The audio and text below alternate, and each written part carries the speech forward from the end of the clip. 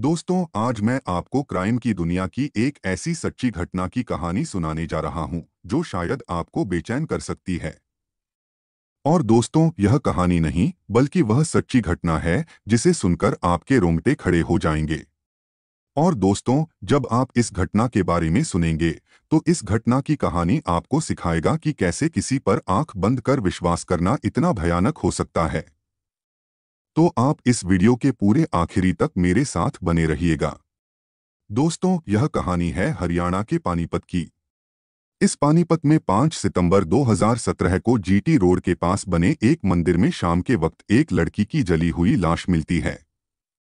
और दोस्तों, अजीब बात यह थी कि इस लड़की की लाश पूरी तरह से जली हुई नहीं थी, बस उसका चेहरा बुरी तरह से चला हुआ था और उसके आसपास कुछ सामान बिखरा पड़ा था। अब उस लाश को देखकर आसपास के लोग पुलिस को सूचना देते हैं और अब सूचना मिलते ही कुछ ही देर में पुलिस उस स्थान पर पहुंच जाती है जहां पर वह लाश पड़ी थी।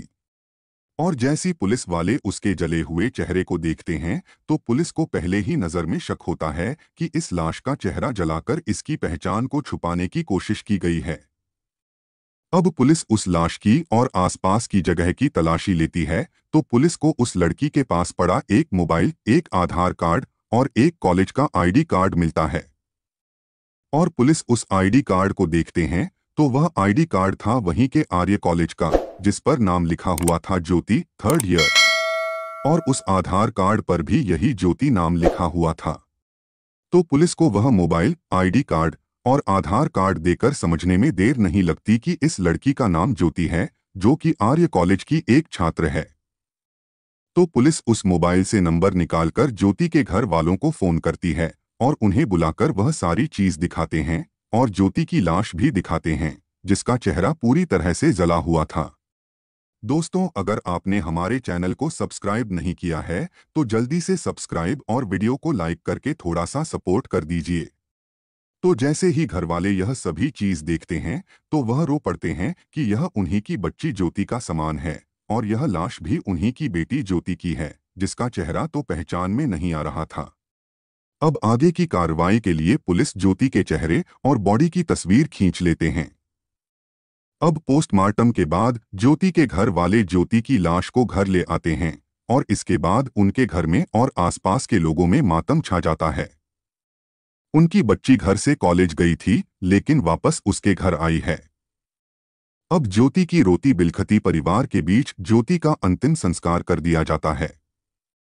लेकिन दोस्तों, एक खबर और आती है कि जिस कॉलेज में ज्योति पढ़ा करती थी, उसी कॉलेज की एक सिमरन नाम की छात्रा गायब है, जो कि ज्योति की बेस्ट फ्रेंड थी। तो अभी तक सिमरन के घर वाले सिमरन को ढूंढने लगते हैं और वह इधर उधर पूछताछ करते हैं।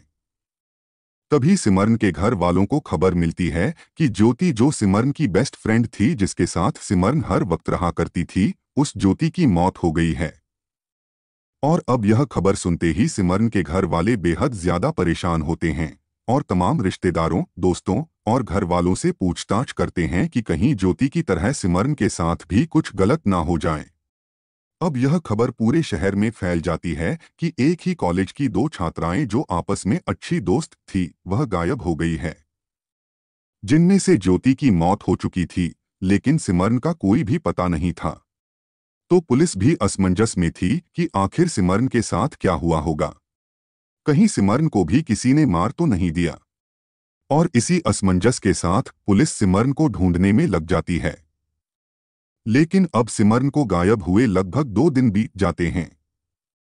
अब सिमरन के घर वाले भी पूरी तरह से टूट चुके थे। उन्हें यह चिंता सता रही थी कि उनकी बच्ची के साथ कुछ बुरा ना हो जाए। अब सिमरन के पिता, पुलिस और घर वाले दोनों सिमरन को ढूंढने में लग जाते हैं, इसी सोच के साथ कि शायद सिमरन के साथ कुछ गलत नहीं हुआ होगा। लेकिन सितंबर 2017 को, यानी कि ज्योति की मौत के 2 दिन बाद, सिमरन के पिता एक बार फिर पुलिस स्टेशन पहुंचते हैं। हालांकि बीच में सिमरन के पिता बड़ी ही चिंता में बार बार पुलिस स्टेशन के चक्कर लगा रहे थे, लेकिन उस दिन जब वह पुलिस स्टेशन पर पहुंचे, तो इत्तेफाक से थाने में ज्योति के केस पर बात चल जाती है। पुलिस सिमरन के पिता से ज्योति के बारे में जानकारी लेने लगते हैं। तभी ज्योति की जली हुए चेहरे की तस्वीर देखते हैं, उसकी बॉडी देखते हैं, तो उनके होश उड़ जाते हैं। उनको बहुत बड़ा धक्का लगता है और पुलिस वाले उनसे पूछते हैं कि आप अचानक चौंक कैसे गए। तो सिमरन के पिता बताते हैं कि लास्ट ज्योति की नहीं हो सकती, बल्कि यह डेड बॉडी का चेहरा भले ही जला हुआ है, लेकिन इसके कान और इसकी बॉडी से मैं अपनी बच्ची को पहचान सकता हूं। लेकिन भगवान के लिए डेड बॉडी सिमरन की न हो। अब यह एक पुलिसकर्मी सिमरन के पिता को ज्योति की डेड बॉडी की तस्वीर दिखाती है और जैसे ही सिमरन के पिता की बात पुलिस पर मजबूर कर दिया कि क्या ऐसा कुछ भी हो सकता है। दरअसल दोस्तों, पुलिस जब इस केस की बारीकी से जांच कर रही थी तो उन्हें एक सूचना मिलती है कि इस शहर का एक लड़का गायब है जिसका नाम कृष्णा था। और कृष्णा भी 5 सितंबर से गायब था। यानी कि कृष्णा, ज्योति और सिमरन तीनों 5 सितंबर से गायब थे। लेकिन ज्योति की लाश मिल चुकी थी, लेकिन कृष्णा और सिमरन अब भी गायब थे। तो पुलिस को यह मामला थोड़ा अटपटा लगता है। तो आप पुलिस कृष्णा की दोस्तों से पूछताछ में लग जाती है और पूछताछ करने के दौरान पुलिस को एक शख्स मिलता है जिसका नाम था मंजीत, जो इस शहर के एचडी कॉलेज में अपने बेस्ट फ्रेंड कृष्णा के साथ पढ़ता था और वह भी बीए का ही स्टूडेंट था। तो पुलिस वाले मंजीत से पूछताछ करते हैं तो मंजीत पुलिस वालों को चौंकाने वाली बात की जानकारी देता है। मंजीत कहता है कि उसके बेस्ट फ्रेंड कृष्णा ने उसे 5 सितंबर को फोन करके जीटी रोड गौशाला मंदिर में बुलाया था। वहां पर किसी नाटक का रिहर्सल करना था। तो पुलिस को ध्यान में आता है कि इस मंदिर के कंपाउंड में ज्योति की लाश मिली थी। तो पुलिस आगे मंजीत से पूछताछ करती है कि तुम वहां गए क्यों नहीं। तो मंजीत कहता है कि वह लेट हो गया था। जब वह वहां पहुंचा तो गेट पर ताला लगा हुआ था और जब उसने कृष्णा को फोन लगाया तो उसका फोन ऑफ आ रहा था। तो पुलिस को यह कहानी उलझाई जा रही थी। उन्हें यह कहानी बड़ी ही अजीब लग रही थी कि आखिर उस मंदिर में ऐसा क्या हुआ होगा कि उसे बच्चे ज्योति को मारना पड़ा। तो दोस्तों, इस केस की उलझन को देखते हुए पुलिस एक अलग तरीके से जांच करती है। तो पुलिस सिमरन, ज्योति और कृष्ण के दोस्तों और पड़ोसियों से और उनकी जानने वालों से पूछताछ करती है। तो पुलिस को एक बहुत ही बड़ी जानकारी मिलती है।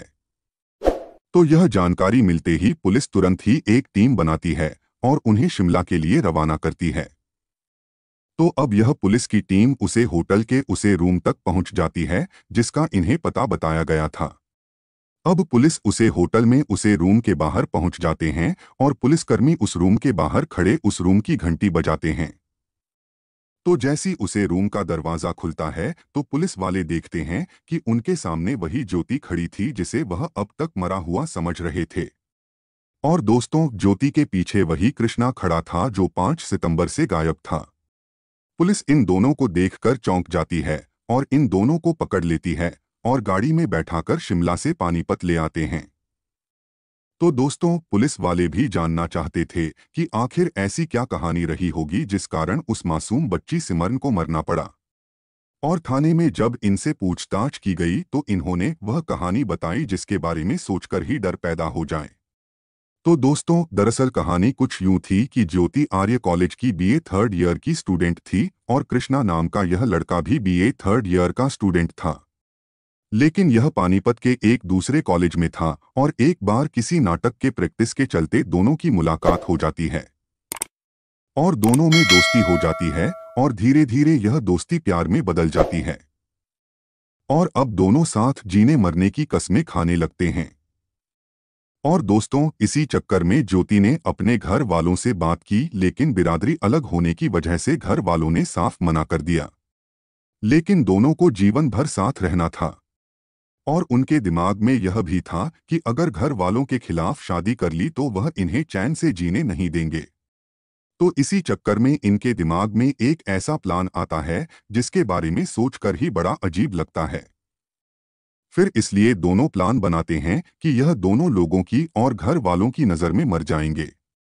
लेकिन ऐसा कैसे हो सकता है? तो प्लान की अगली कड़ी के अनुसार यह दोनों अपनी ही शरीर के 2 शख्स को ढूंढने लगते हैं, एक लड़का और एक लड़की, ताकि उनकी मौत इनकी जिंदगी बन सके। और तभी दोस्तों, ज्योति की नज़र पड़ती है उसी की कॉलेज की एक स्टूडेंट पर जिसका नाम था सिमरन, जो कि बड़ी ही सीधी सादी लड़की थी। अब ज्योति सिमरन को अपनी दोस्त बनती है और अब ज्योति सिमरन के साथ बड़े ही प्यार से रहने लगी है और सिमरन भी ज्योति के साथ पूरी तरह से घुल मिल गई है। सिमरन ज्योति को अपनी बेस्ट फ्रेंड मान रही है, लेकिन दोस्तों उसे बेचारी को कहाँ पता था कि उसके साथ इतना भयानक होने वाला है। अब ज्योति ने तो अपनी जैसी दिखने वाली लड़की ढूंढ ली है, लेकिन अब बारी थी कृष्णा की। तो कृष्णा भी एचडी कॉलेज के अपने खास दोस्त को चुनता है जिसका नाम था मंजीत। तो दोस्तों प्लान के मुताबिक वह दिन आ जाता है जब इन दोनों को इस प्लान को अंजाम देना था। तो अब ज्योति अपनी बेस्ट फ्रेंड सिमरन को पानीपत के जीटी रोड के पास गौशाला मंदिर में बुलाती है किसी रिहर्सल का बहाना बनाकर, और उधर कृष्णा भी अपने दोस्त मंजीत को इसी स्थान पर बुलाता है। अब कुछ ही देर में सिमरन वहां पहुंच जाती है, लेकिन मंजीत अभी तक वहां नहीं पहुंचा था। तो कृष्णा, ज्योति और सिमरन वह खड़े उसका इंतजार करने लगते हैं। लेकिन दोस्तों सिमरन आगे के भयानक मंजर से अनजान थी। अब ज्यादा देर होने के कारण कृष्णा मंजीत को फोन लगाता है। तो मंजीत उससे कहता है कि वह लेट हो जाएगा। तो अब यह दोनों उसका इंतजार नहीं कर सकते थे।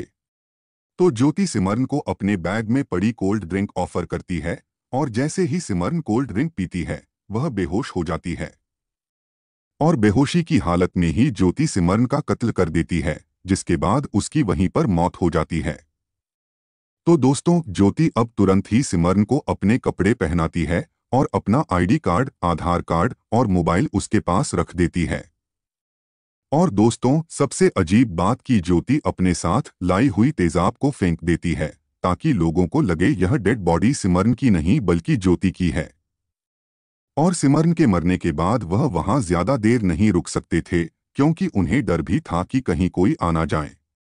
तो वह दोनों मंजीत को मारने का प्लान बदलकर वहां से भाग जाते हैं। और कुछ देर बाद मंजीत वहां पहुंच जाता है और कृष्णा को कॉल लगता है। तो कृष्णा का फोन ऑफ आता है तो वह वापस अपने घर चला जाता है। और शायद मंजीत की किस्मत ने आज मंजीत की तो जान बचा ली थी, लेकिन वह बेकसूर सिमरन मारी जाती है। अब दोस्तों यह दोनों अपनी नई पहचान के साथ इधर उधर शहरों में घूमते रहे और इधर सिमरन को ज्योति समझकर उसका अंतिम संस्कार कर दिया जाता है। और सिमरन के पिता सिमरन की सही सलामती की दुआ मांगते रहे। लेकिन दोस्तों उन्हें कहाँ पता था कि उनकी बेटी का तो अंतिम संस्कार कर दिया गया है। अब इसके बाद कृष्णा और ज्योति को जेल में डाल दिया जाता है। लेकिन दोस्तों 26 महीने के बाद ही कृष्णा की टीबी होने की वजह से जेल में ही मौत हो जाती है। और अब जेल में अकेली बची ज्योति, जिसने अपने बेस्ट फ्रेंड की इस तरह जान ले ली, उसे कोर्ट के फैसले के अनुसार उम्र कैद की सजा सुना दी गई। तो दोस्तों यह थी आज की हमारी सच्ची घटना, जिसमें कोर्ट के साथ साथ शायद भगवान ने भी अपना फैसला सुना दिया था। तो दोस्तों आप कमेंट बॉक्स में अपनी बात जरूर लिखिएगा। मिलता हूं एक नई सच्ची घटना के साथ। तब तक के लिए आप अपना ख्याल रखिएगा। धन्यवाद।